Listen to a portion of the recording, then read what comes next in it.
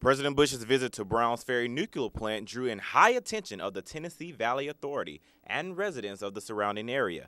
The nation's leader spoke out about increasing nuclear power in the U.S., making the country less reliant on foreign oil. We're too dependent on oil.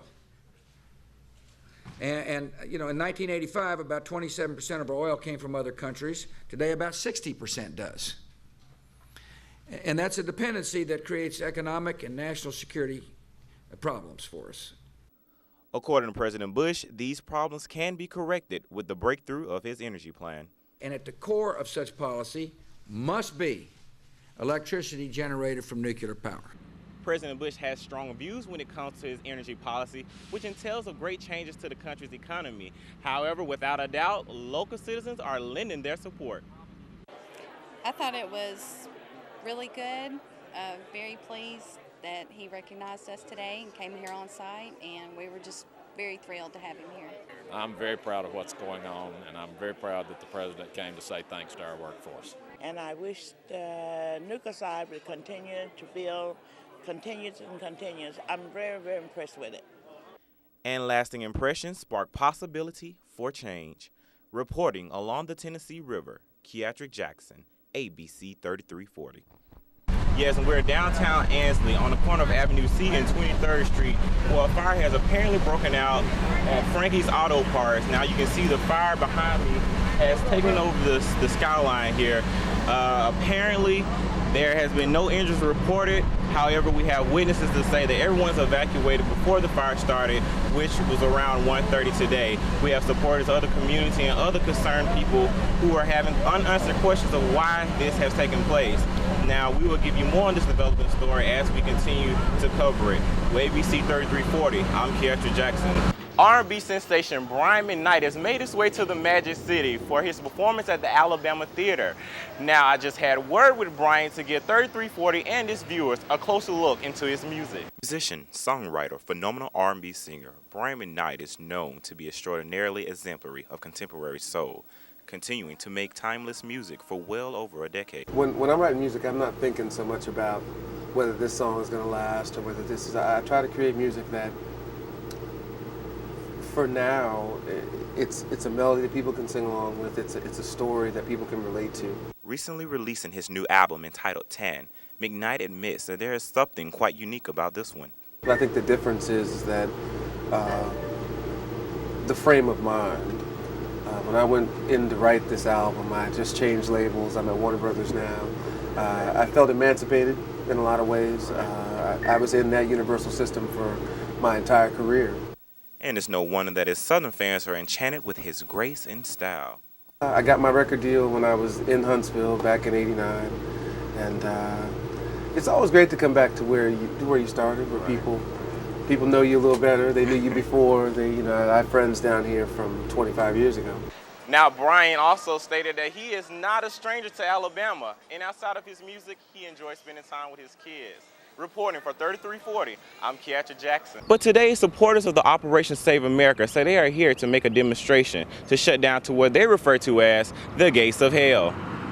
Freedom of speech comes into effect as abortion opponents prepare for its demonstration outside of the new Women All Women Clinic. However, the clinic's owner, Diane Durzis, says there comes a point where you have to draw the line. I certainly believe that these people have a right to express their opinions. It's when their rights interfere with my right to conduct a business is when we have a problem, and that's why we have met with city officials to ensure that the laws are going to be upheld during this week. And the key players in its equation are the patients. I think that when you have people screaming at patients, that always affects them, but it doesn't stop women from having abortions. And with that realization comes preparation for the opposing force. Reporting for ABC 3340, I'm Keatrick Jackson. Out of the studio with fantastic comedian Cheryl Underwood. Yes, that's right. Actress and comedian Cheryl Underwood sat down with 3340, exposing her inner witty spirit and down-to-earth attitude. In comedy, you can say just about anything. There's a limit. Like, I don't do religious jokes, so to speak, but I do jokes about God. And joking around seems to come quite natural when it comes to Cheryl. Is that the question you really want to ask?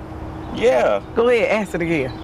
And although comedy is what Underwood is widely known for, she has a stronger passion for serving others.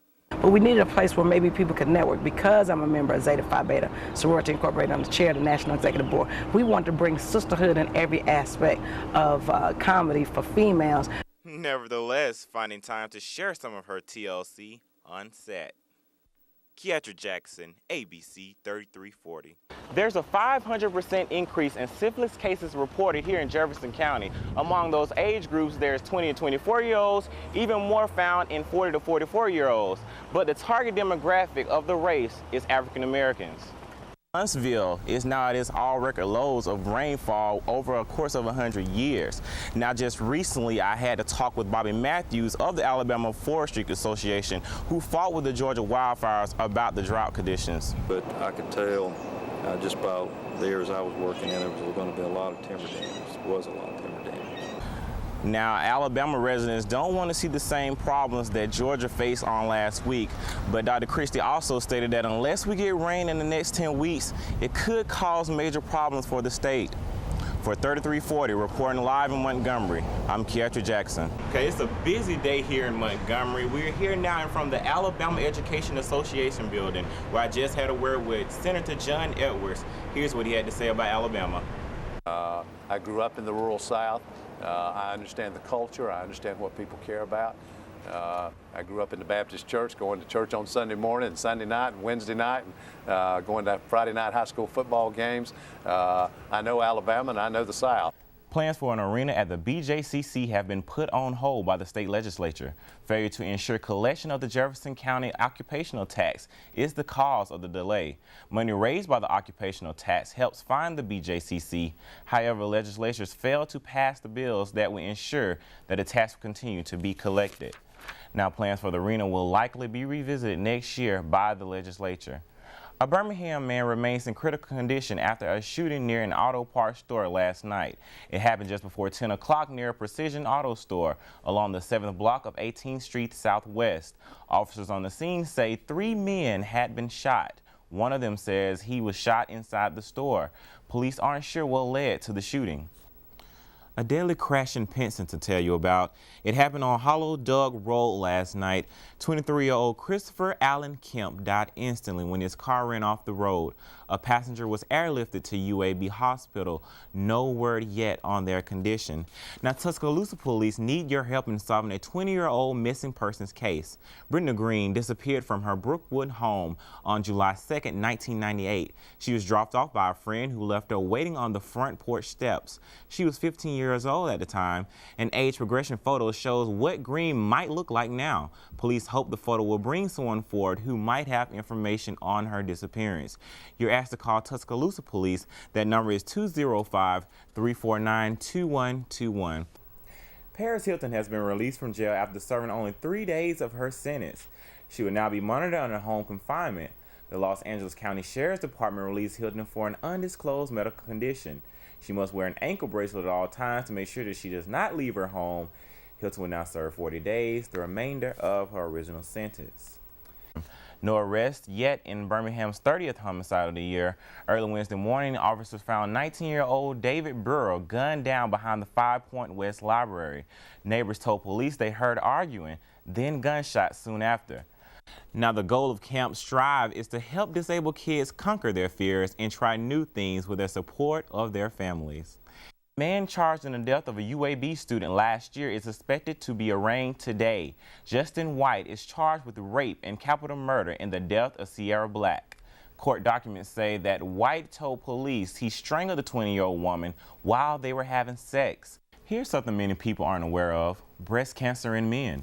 It's estimated that 2,000 new cases will be diagnosed this year among men. And that is your ABC 3340 webcast on this Sunday, July 1st, 2007. I'm Keatrick Jackson. Stay with ABC 3340 over the air and online for our latest information. Have a great evening.